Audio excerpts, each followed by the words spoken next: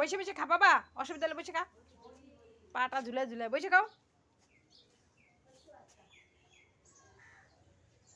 না।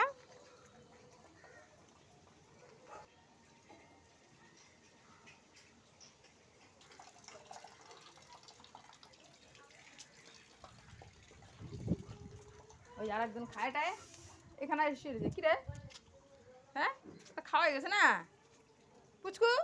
ভাত বাকি রয়েছে নি, খাইছিস দুজনে? কিরে শতান, ভাত খাবি না? পুরো পরিষ্কার করে খাইছিস তো? ওই বাবা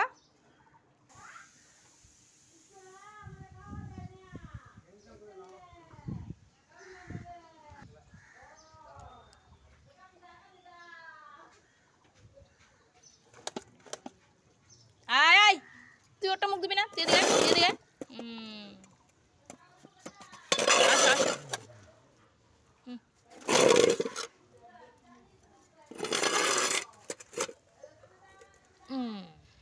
খা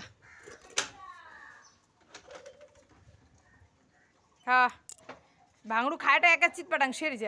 এই পুচকু তোর বেশি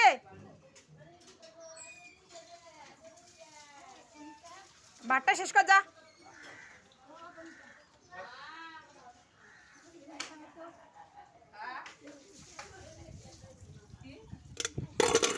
এনে